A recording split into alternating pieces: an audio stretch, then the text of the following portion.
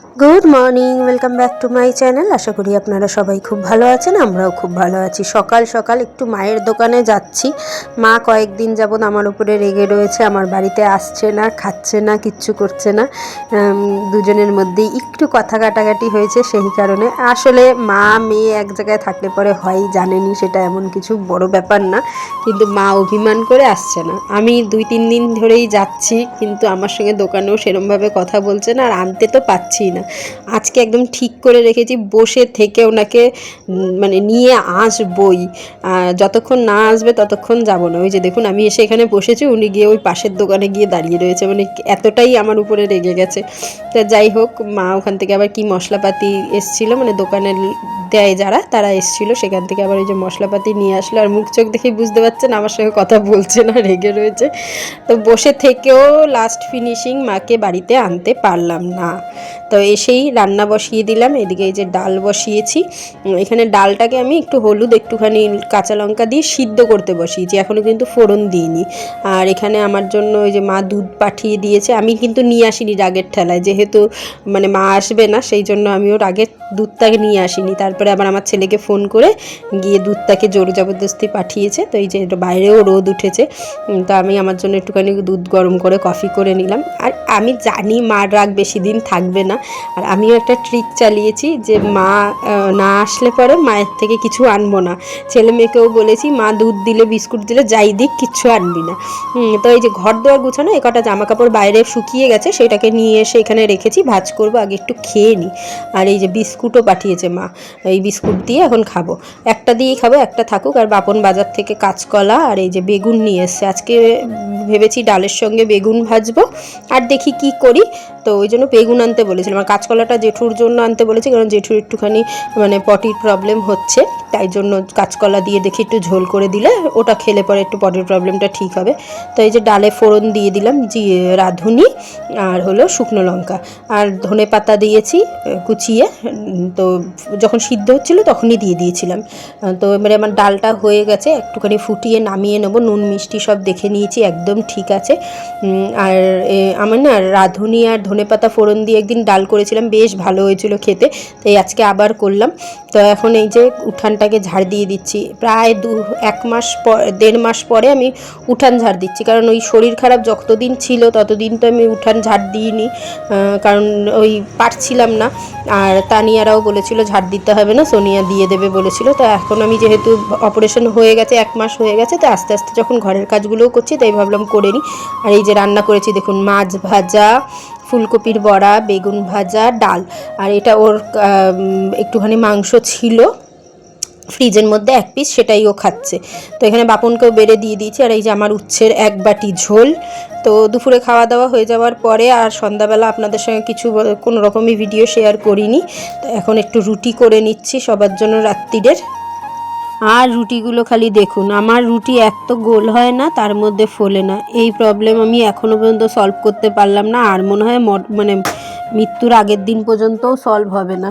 তা যাই হোক, যেটুকুই ফুলুক, বাড়ির লোক খেয়ে নেয় সহ্য করে। তো এখন এই যে রুটিগুলোকে ছেঁকে নিচ্ছি, আর ফ্রিজে ফুলকপি আলুর তরকারি রয়েছে, সেটাও মাইক্রো ওভেনে গরম করতে বসিয়ে দিয়েছি। তো সবাইকে দিয়ে দেবো খেতে। আর বেগুন ভাজা রয়েছে কিছুটা, যে যেটা দিয়ে খাবে সেটা দিয়ে খেয়ে নেবে। আর এদিকে রুটি টুটি করে সবাইকে খেতে দিয়ে আমি আর বাপনেরটা বাকি আছে খাওয়া। সেই সময় হঠাৎ করে কেন জানি না ইচ্ছা হলো, বাপনেরও আজকে যদিও ইচ্ছা হয়েছিল, না হলে বললে পরেও নিয়ে যেত না এই ঠান্ডার মধ্যে। তো আমি বলাতে এক কথাই রাজি হয়ে গেল। আমি বললাম চলো একটু চা খেয়ে আসি। তো বললো ঠিক আছে চলো, মানে দুজনের ইচ্ছাতেই হয়েছে এটা যদিও। তো এই যে এখন জেঠুর, মায়ের, ছেলের, মেয়ের সবার খাবার একবারে বেড়ে নিচ্ছি। আর ফুলকপি আলুর তরকারিটা সেদিনকে যে করেছিলাম এত ভালো হয়েছিল তা বলার না। ওই যে বুচানকেও দিয়ে দিলাম, বুচানও খেয়ে নিচ্ছে, আর আমার ছানাপোনারও খাওয়া দাওয়া হয়ে গেছে। তো তারপরে এই 10:30টার সময় দুজনে মিলে বেরিয়ে পড়েছি। আর রাস্তার মধ্যেই আমার ভাগনার সঙ্গেও দেখা হয়েছে, ও কাজের থেকে ফিরছিল, ওকেও সঙ্গে করে বগল দাবা করে নিয়ে ওকে চলে যাচ্ছি এখন চা খেতে। তো ওর কাছে জিজ্ঞেস করলাম কোথায় চা খাবি, প্রথমে ভাবলাম বাজারের এখানে খাবো, এখানে একটা দোকানে চা ভালো হয়।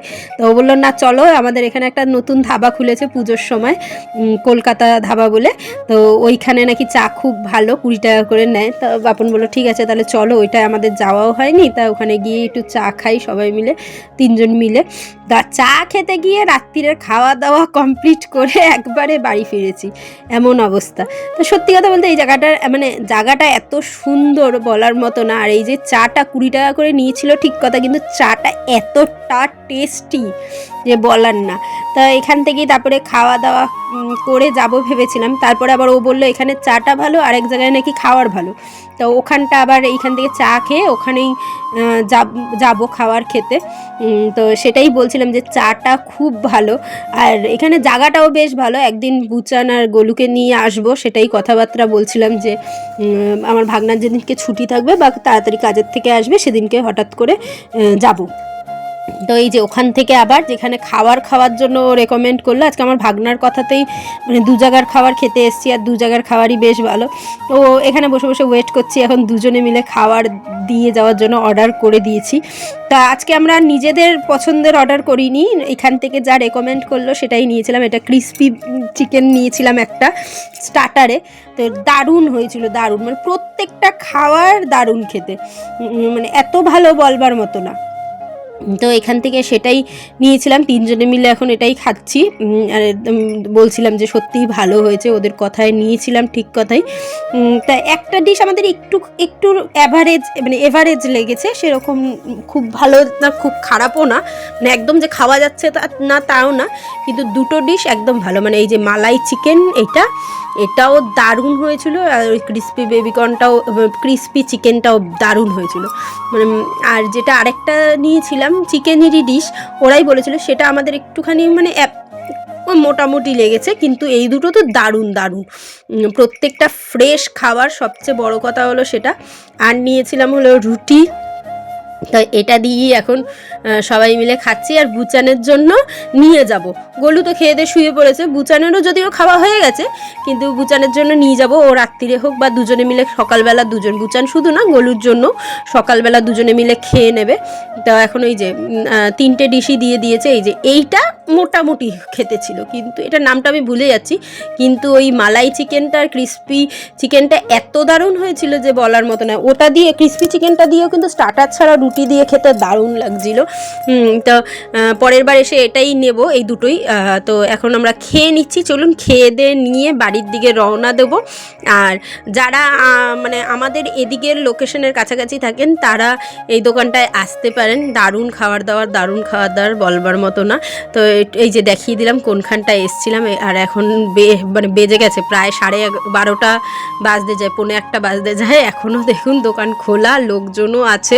এটা নাকি অনেক রাত পর্যন্তই খোলা থাকে, জিজ্ঞেস করে গেলাম।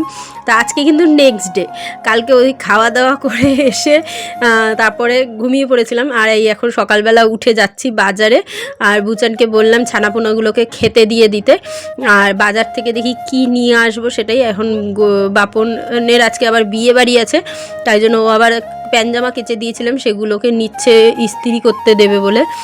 আর বুচানের কিছু প্রজেক্টের জিনিসপত্র আনতে হবে, সেটাই বলে দিচ্ছিল ওর বাবাকে। আর দেখুন আমার বড়ের অবস্থা, ব্যাগে করে না নিয়ে গিয়ে হাতে করে নিয়ে হাঁটা মেরেছে ওই প্যান্টটাকে। তো ও এই যে হাতে গুছাতেই রাস্তায় যাচ্ছে। আর বাজারে গিয়ে আগে চা খাবো, তারপরে বাজার নিয়ে বাড়ি আসবো। তা আজকে কিছু ডিসাইড করে বেরোয়নি কি বাজার করব কি না করব, ওখানে গিয়েই চিন্তাভাবনা করব। আর আজকে একদম শিওর আমি আমার মাকে নিয়েই বাড়ি আসবো, বাজার থেকে সোজা মার দোকানে যাব, আজকে একদম ঠিক করে নিয়েছি। তা চলুন আগে বাজারে যাই।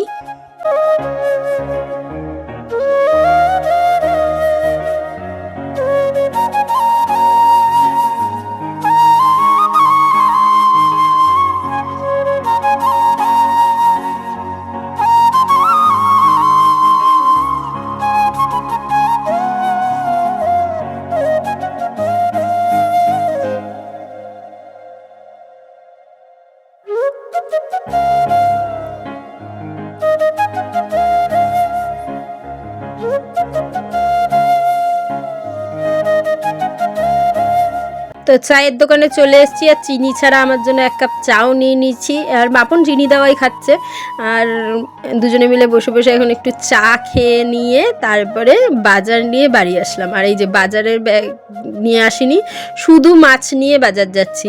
আমুদি মাছ 2 কিলো 700 কিনে নিয়ে বাজার থেকে বাড়ি আসলাম।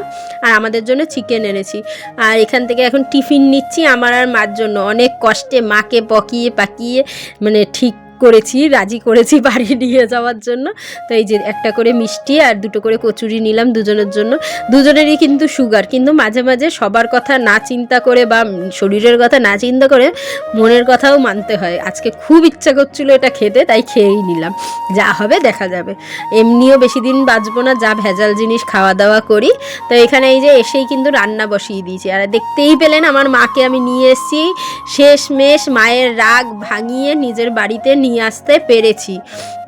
মাংস রান্না হয়ে বসিয়ে দিয়েছি কষাতে, আর ওদিকে বাসন কোসনও মেজে নিয়েছি। এদিকে রোদ উঠেছে, খালি দেখুন কটা জামা কাপড় কবে থেকে পরে রয়েছে, একটু কাচলে হতো।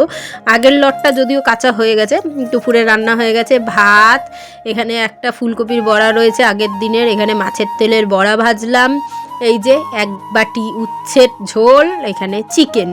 এদিকে আমি সবাইকে খেতে দিয়ে দিয়েছি। আর ওখানে আছে ফুলকপি আলুর তরকারি কালকের, তা সেটাই আমি আর মা ফুলকপি আলুর তরকারিটা খেয়ে নেবো। এখানে মা খেতে বসেছে, এখানে আমার শাশুড়ি মা খেতে বসেছে। আমার